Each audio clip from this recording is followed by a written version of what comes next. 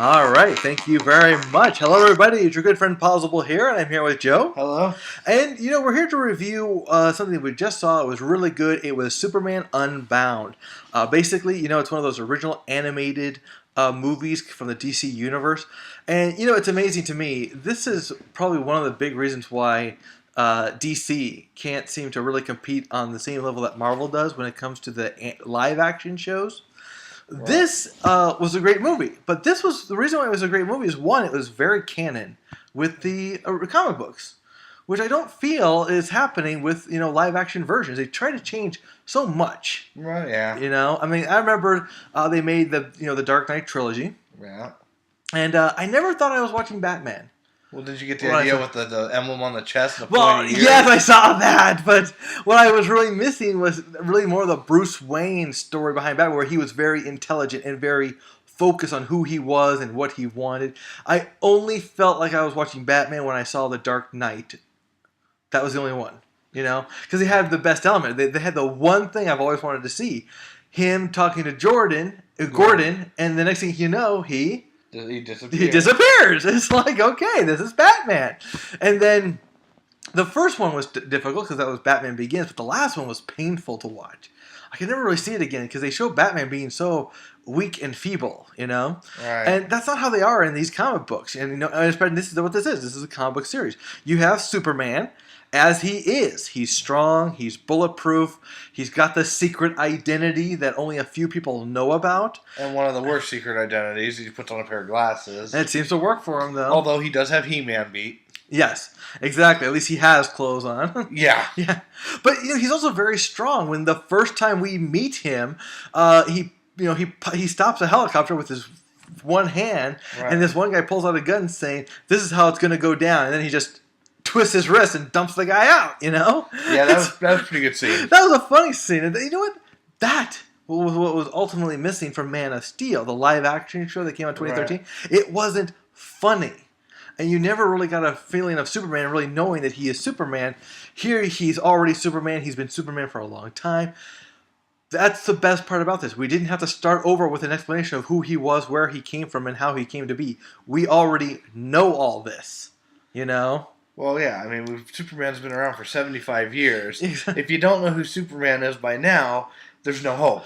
But they still feel the need to quote unquote reboot in the talk about his past. It's like, but then again, remember what happened with Superman Returns? They didn't really explore his origins, and that movie was not good. Well, that was not good for other reasons, though, which we'll get into later. But here's the funniest part.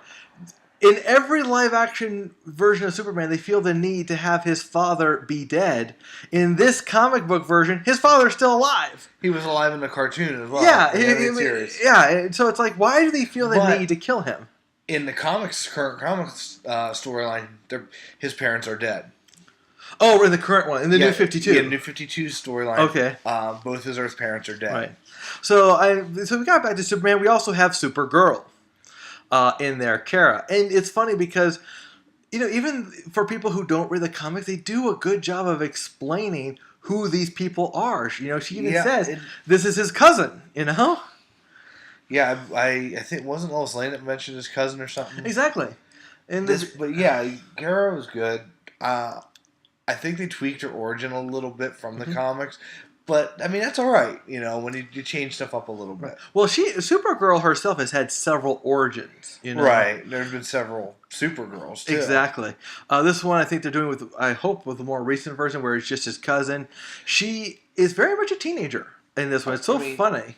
Well, technically, Power Girl is a Supergirl. Right, because she's also a cousin. It's the cousin of Superman of Earth 2. She's from the dimension of Earth 2. So, but like I said, there's so many different Supergirls. Mm-hmm. But this is one of my favorites. Exactly. Here, like I said, they treat her like very much a teenager. And I think that they gave her a really good part because they gave her the angst. Don't get me wrong, you got the badass Supergirl who kicks butt, but you also have this very fragile and very, I don't know, what was the word I was looking for? Not open, but very vulnerable. Yes. In some ways. Because unlike Superman, she's still trying to figure out who she is and what she fits in. But she also harbors a very dark past. a very tragic past. Right. Back before she had powers, when she couldn't do something, I think they're bringing a lot of tragedy into stuff like this now. they Supergirl's got the tragedy. I mean, yeah. before it was Batman. Mm-hmm. Batman had the tragedy. He lost his parents. He became Batman. Now Supergirl's got this tragedy she's got to deal with. We just saw the preview for Flashpoint Paradox and showed the Flash has the tragedy of his mom being killed, his dad being framed for it. They're going with this whole tragic past thing. It's like kind of becoming a trend. Right. Well, what they try to do? They try to do that in Man of Steel. They wanted his past to be so tragic that him being an alien, growing up in a world like Kansas, right, being such an outsider was so tragic because they're trying to, they're trying to identify with people.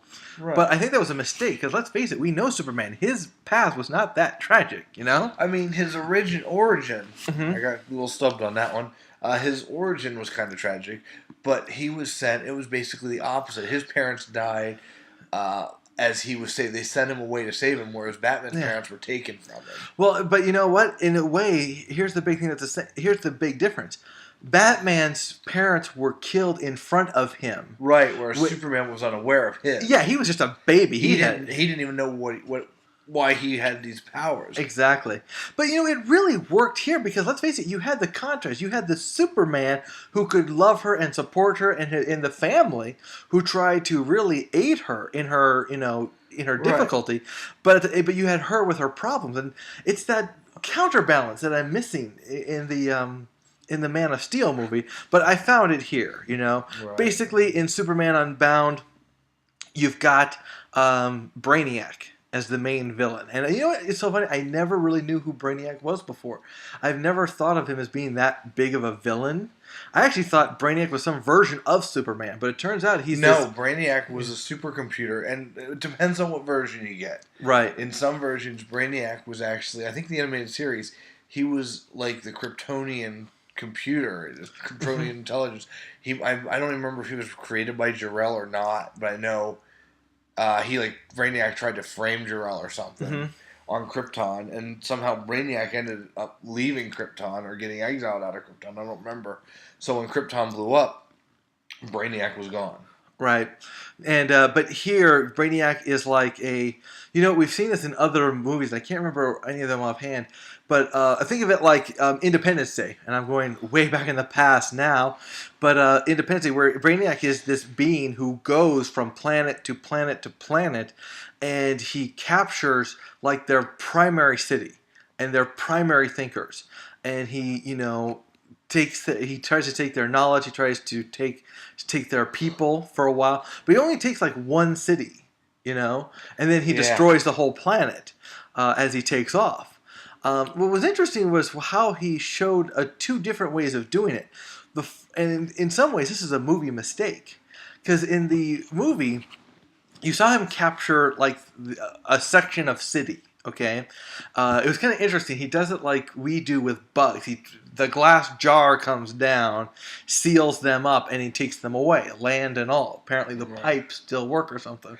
But at the same time, I would assume he takes their best and brightest, and he doesn't preserve them, but he puts them on the slab, like we saw in the beginning, right? Where with the tubes down their mouths, and he like sucks up all their knowledge. But when he's done with them, he like encases them in some sort of gel or something. Yeah, like an egg. Now the reason why I say that's a mistake is because a little spoiler here. There's somebody in the Kryptonian jar that would have been considered one of the best and brightest. He probably would have been in the egg, right? But he's still with his people and everything.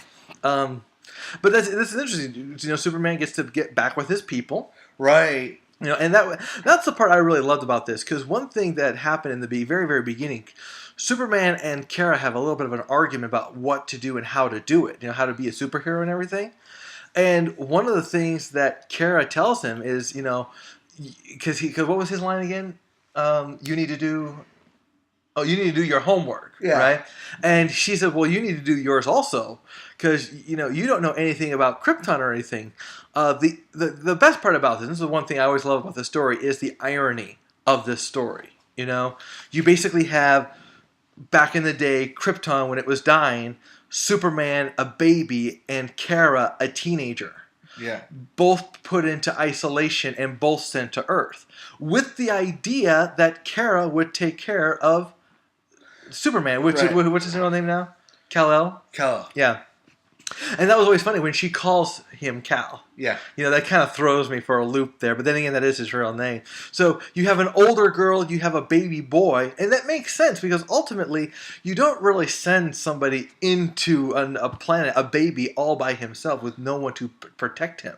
Right. You know? But Superman gets to Earth. Kara somehow gets lost in the wormhole. Yeah, something about a wormhole that let Mhm. Superman get to Earth first. 30 years earlier. Right. So in that wormhole, nobody ages. So Superman was able to get there, be a baby, grow up, had a great childhood. He was happy with it, you know? Yeah. Kara shows up 30 years later as a teenager. So it's been so that's one thing that she said. It's been a few months, you know? Right. And so she gets there, and now she's Supergirl because, you know, yellow sun, powers, all this stuff. And now they have to face Brainiac. And for Superman, it's just another bad guy. But for Kara, It's personal. it's very personal. As a matter of fact, she cannot even face it at first because she remembers what they did to her people. And she remembers that helplessness. Even though she doesn't have the helplessness anymore, it's still inside her. And so this was overcoming tragedy in many ways. And it was just done so well. Yeah. You know, it was funny. It was exciting. The adventure, it was definitely there. The battle scenes were very appropriate. Not too long, just right. Right. Yeah, not like Man of Steel. Yeah. And you know, it's just very entertaining. So the movie, come on, you got to give it a see it. I cannot, can't give it anything else but a see it. It's amazing. After seeing Man of Steel, Right. and this Superman Unbound is not to be confused with the comic book Superman Unchained. They're two different things. Mm-hmm. I'm really starting to become a Superman fan. You know what they're doing that makes me a Superman fan is that they're making him a lot smarter. You know? Yeah. I remember the animated series, and I like the animated series. I remember one time Superman had to go into a trap, and he knew that these people had kryptonite. He knew that he was going to be in real danger. So what does he do? He puts on a radiation suit to protect himself from the kryptonite. No, that was Livewire and Yeah. Parasite, because if Parasite touched him, I think. Oh, right. He Yes. shows up to stop him, and he's wearing his Kryptonian suit. Right. Well, I mean, the point is that the guy could think, and they don't do that because the one thing that they said in this movie was that Superman was nothing but somebody who punches. You know? Yeah. But they don't do that in the comic books. He's somebody, and in these movies, he's not just a physical force. He's a mental force. He's a heart force. You know.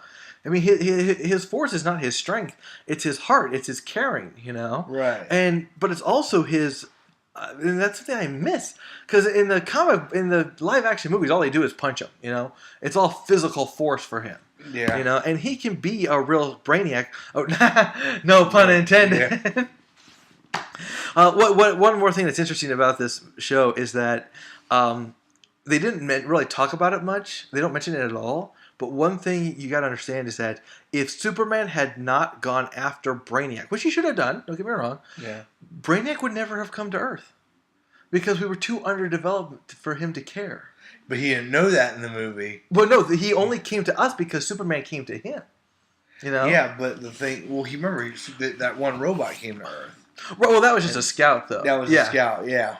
Now, but Superman, you thought, well, if he sent a scout here, he could find us. Eventually. I mean, Superman did the right thing, but that's another thing that Superman did that they don't do in live actions at all. He was very proactive. The one thing that kills me about the live action version is that everybody is so reactive. They wait for something to happen, and that's not what the superheroes are all the time. They're very proactive. Batman set traps for these people. You know, he tricked people. You know, Batman was never he's very strong, very capable, but he's also very smart.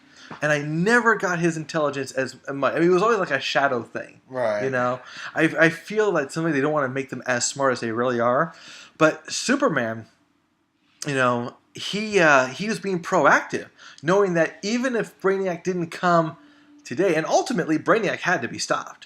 Yeah. I mean, even when he found him, he was just trying to take over another world, a world that was very developed, That's why Yeah. Brainiac was trying to take him on, take them out.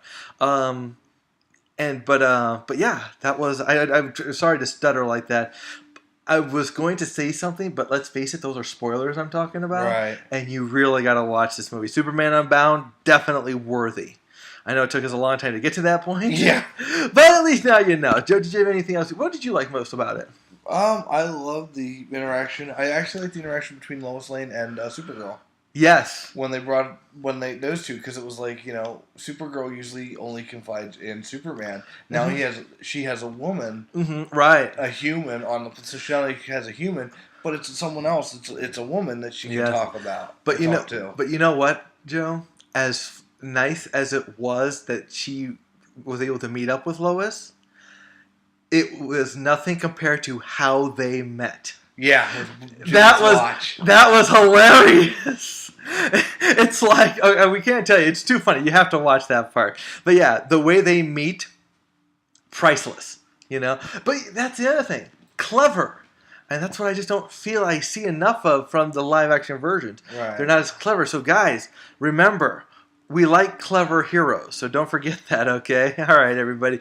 Thank you very much for watching it. We hope you enjoy our podcast as much as you will enjoy that movie. Watch it. It's definitely worthy. Absolutely. Yeah, take care, everybody. See you later.